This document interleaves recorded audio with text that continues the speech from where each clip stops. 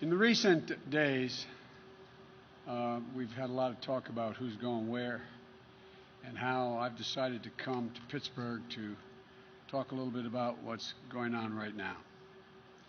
In the early days of World War II, Franklin Roosevelt told the country, and I quote, "The news is going to get worse and worse before it gets better and better.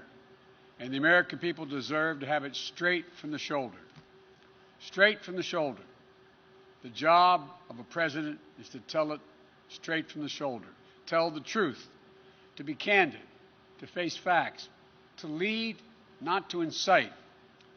That's why I'm speaking to you today. The incumbent president is incapable of telling us the truth, incapable of facing the facts, and incapable of healing. He doesn't want to shed light. He wants to generate heat, and he's stoking violence in our cities. You know, this is a tragic fact of the matter that about his perilous hour, that how he's dealing with this perilous hour in our nation.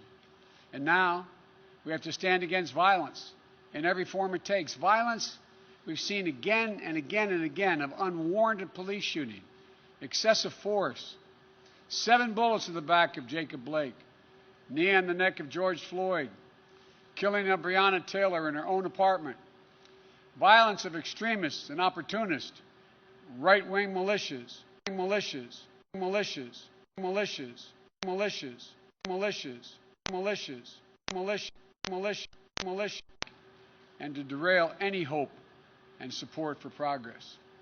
The senseless violence of looting and burning and destruction of property. I want to make it absolutely clear, something very clear about all of this. Rioting is not protesting. Looting is not protesting. Setting fires is not protesting. None of this is protesting. It's lawlessness, plain and simple. And those who do it should be prosecuted. Violence will not bring change. It will only bring destruction.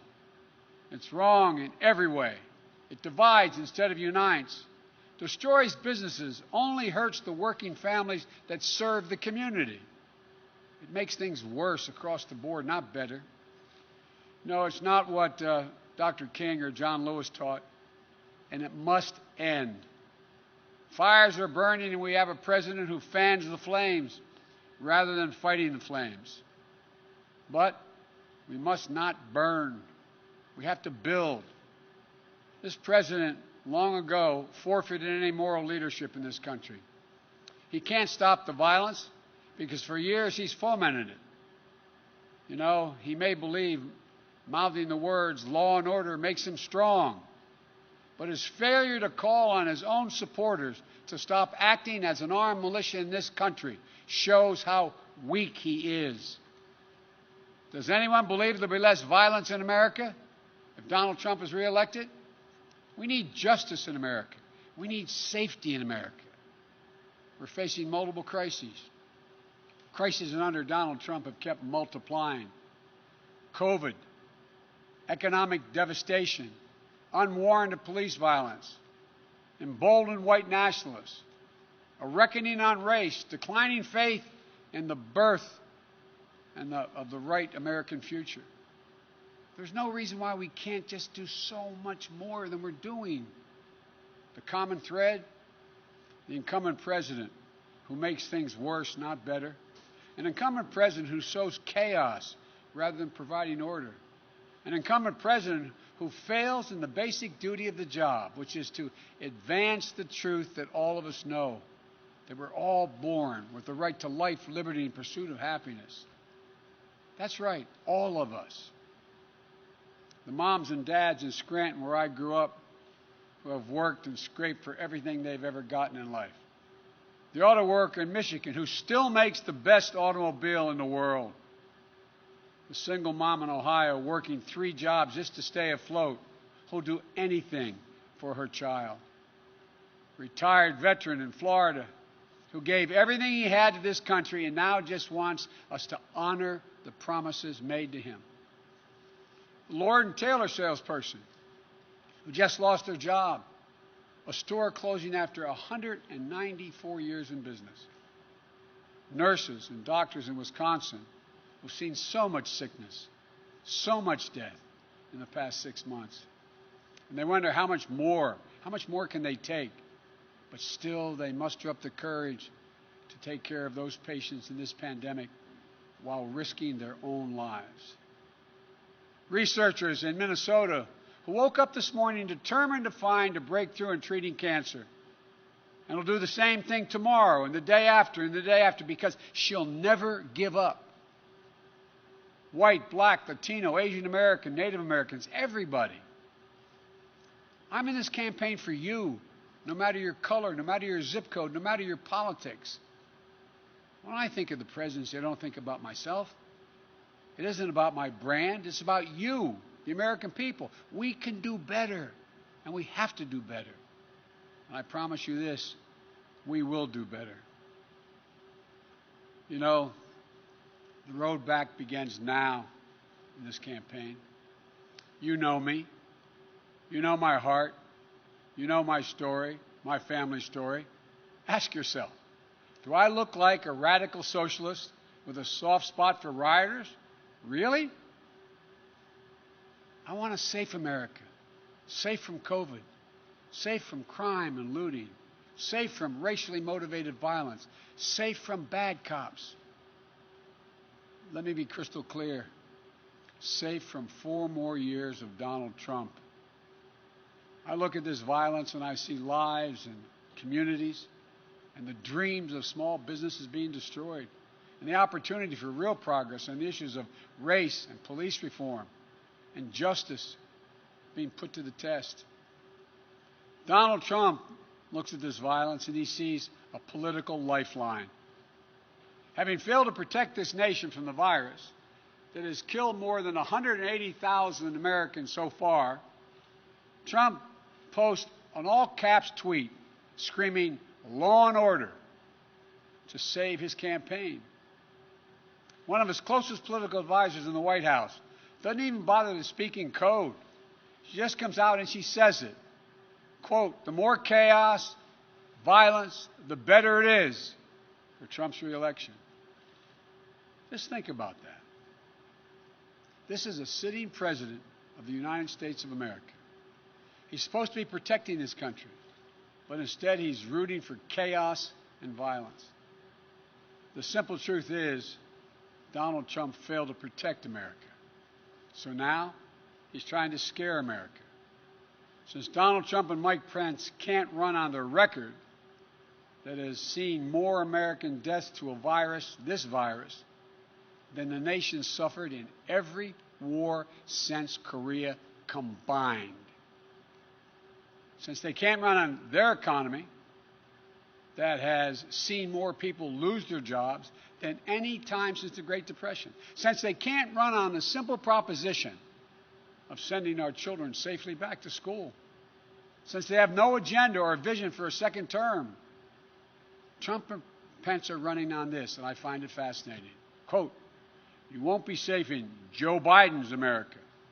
And what's their proof? The violence we're seeing in Donald Trump's America. These are not images of some imagined Joe Biden America in the future. These are images of Donald Trump's America today. He keeps telling you, if only he was president, it wouldn't happen. If he was president. He keeps telling us that he was president, you'd feel safe. Well, he is president, whether he knows it or not. And it is happening. It's getting worse. And you know why? Because Donald Trump adds fuel to every fire. Because he refuses to even acknowledge that there's a racial justice problem in America. Because he won't stand up to any form of violence. He's got no problem with right-wing militia, white supremacists, and vigilantes with assault weapons, often better armed than the police, often in the middle of the violence at the protesters and aiming it there. And because tens of millions of Americans simply don't trust this president to respect their rights, to hear their concerns, or to protect them. It doesn't have to be this way. When President Obama and I were in the White House, we had to defend federal property. We did it. We didn't see it. You didn't see us whipping up fears around the deployment of secret federal troops. We just did our job. and the federal property was protected. When President Obama and I were in office, we didn't look at cities as Democratic or Republican run. These are American cities. But Trump doesn't see himself as president for all of America. Frankly, I believe if I were president today, the country would be safer and we'd be seeing a lot less violence. And here's why. I have said we must address the issue of racial injustice. I've personally spoken to George Floyd's family and to Jacob Blake's family. I know their pain, and so do you. I know the justice they seek, and so do you. They've told us none of this violence respects or honors George or Jacob. I believe we can bring these folks fighting for racial justice to the table. I've worked with police in this country for many years. I know most cops are good, decent people. I know how they risk their lives every time they put that shield on and go out the door. And I'm confident I can bring the police to the table as well. I'd make sure every mayor and governor had the support they needed from the federal government, but I wouldn't be looking to use the United States military against our own people. If I were president, my language would be less divisive.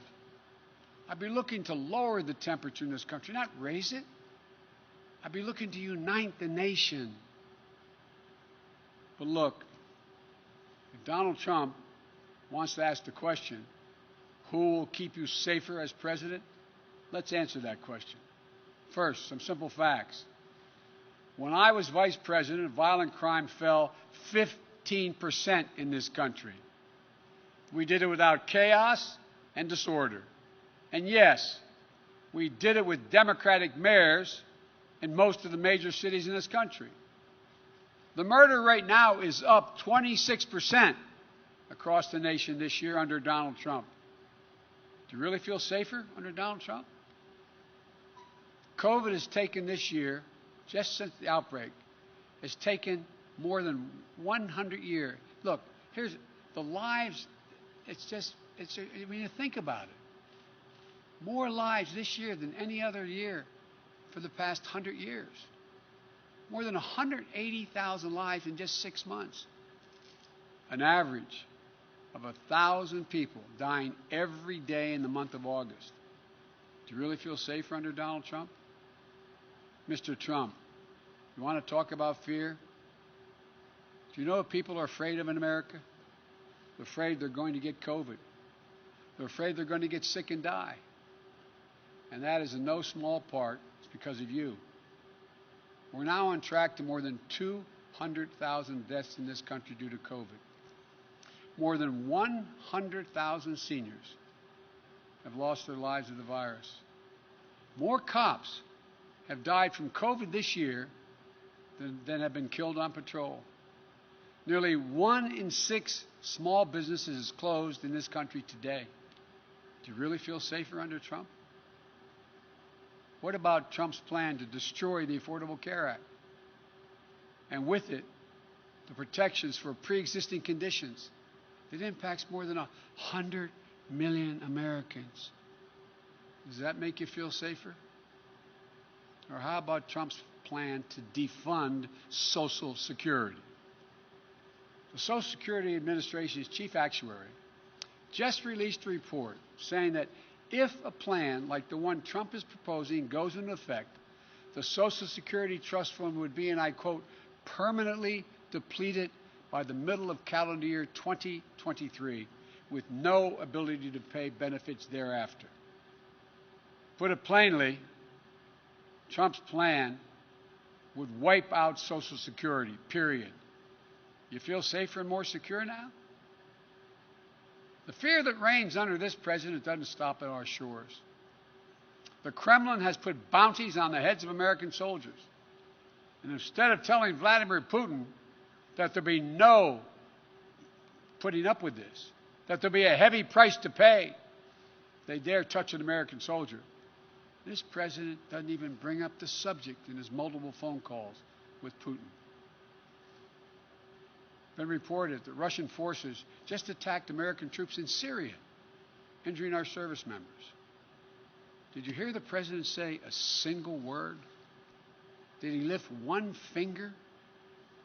Never before has an American president played such a subservient role to a Russian leader. It's not only dangerous, it's humiliating and embarrassing for the rest of the world to see. It weakens us. Not even American troops can feel safer under Trump. Donald Trump's role as a bystander in his own presidency extends to the economic plan and pain. The plan he doesn't have and the pain being felt by millions of Americans. He said this week, and I quote, "You better vote for me or you're going to have the greatest depression you've ever seen." Does he not understand and see the tens of millions of people who've had to file for unemployment this year so far? The people who won't be able to make next month's rent payment? The people who lost wages while the cost of groceries have gone up dramatically? President Obama and I stopped the depression in 2009. We took a bad economy that was falling and turned it around. Trump took a good economy and drove it back into the ditch. Through his failure to get COVID under control, his failure to pull together the leaders in Congress, his failure to deliver real relief to working people, has made our country's economic situation so much worse than it had to be. When we talk about safety and security, we should talk about basic security of being able to look your child in the eye and tell them everything's going to be okay. Don't worry, honey, we're not going to lose our home. We're going to be able to put food on the table. It's going to be okay. It's the job of a president. I've laid out an agenda for economic recovery that will restore a sense of security for working families. We won't just build things back the way they were before. We're going to build them back better with good paying jobs, building our nation's roads, bridges, solar arrays, windmills, with investments in our health care and child care workers so they get the pay and dignity they deserve while easing the financial burdens on millions of families. With a clean energy strategy that is a place for the energy workers right here in Western Pennsylvania. I am not banning fracking. Let me say that again. I am not banning fracking, no matter how many times Donald Trump lies about me. This future, the future, that's what this is all about. You know, we hear Donald Trump's self-centered rants and riffs, but the voice of Americans should be heard. The one you should listen to is Julia Jackson, the mother of Jacob Blake. Hers is a voice of courage, character, and wisdom. In looking at the damage that has been done in her city, she said, quote, "The violence and destruction doesn't reflect my son or my family." These are the words of a mom, a mother, whose son had just been shot 7 times in front of his children, badly injured, paralyzed, perhaps permanently. And even as she seeks justice for her son, she's pleading for an end to the violence and for this nation to heal. She said she was praying for her son. Then she said something to me that surprised me. She said she was praying for all police officers. She said she was already been praying for America even before her son was shot. She's publicly asked all of us to examine our hearts. Citizens, elected officials, the police, all of us. And then she said this, quote, "We need healing. More than anything, that's what we need to do as a nation. We need to heal. The current president wants you to live in fear. He advertises himself as a figure of order. He isn't. And he's not been part of the solution thus far. He's part of the problem. The problem that I, as president, will give you my all resolve to stop. I'll deal with the virus. I'll deal with the economic crisis. and I'll work to bring equality and opportunity to everyone.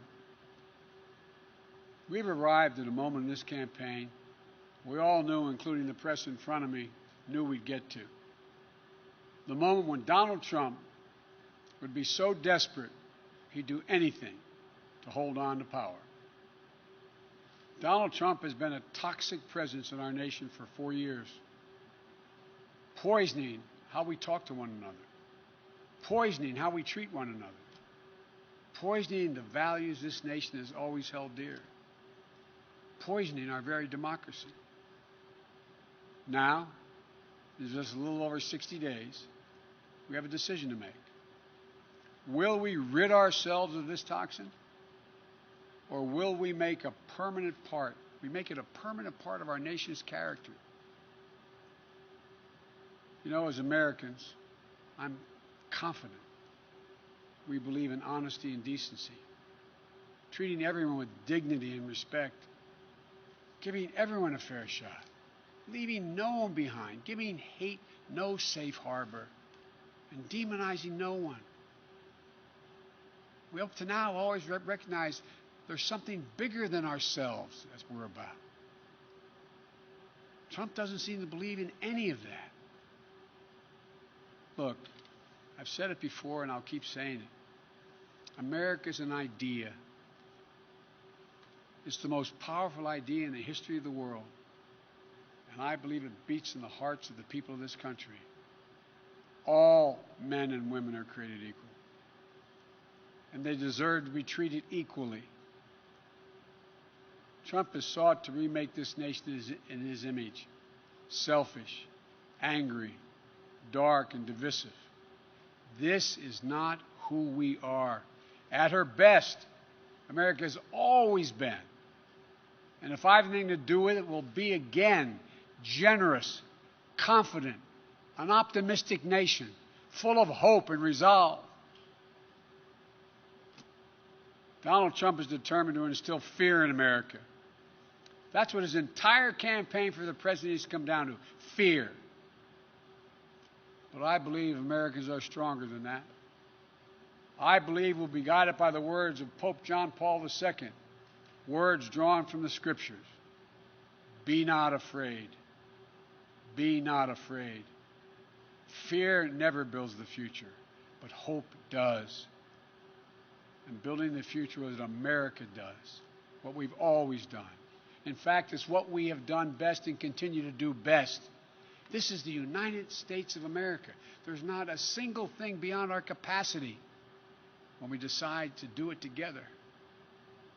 So let's get together. I want to thank you all. May God bless you, and may God protect our troops. You don't love yourself. You do not love your mother. He loves his bike. He can never forget how much he loves his bike. He gets paid for it. You love the force. You love your comrades. That's all, right? Let's go.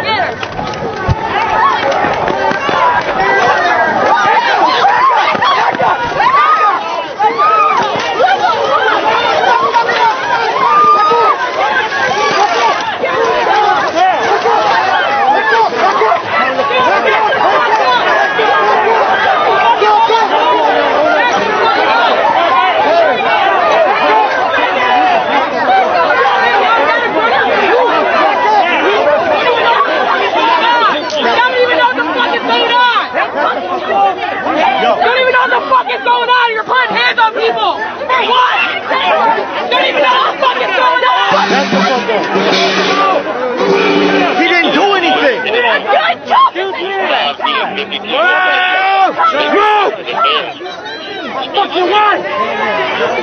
Why are y'all so fucking aggressive? You can't talk to nobody. I've been talking to you for 30 fucking minutes. You haven't said a word. Your cops jumped and you ran over there. So explain yourself, Cameron. Explain yourself. 90-pound Explain yourself. You just threw her ass on the ground. I'm talking to you. You threw her on the ground. You did. You threw her on the ground. You threw her on the ground.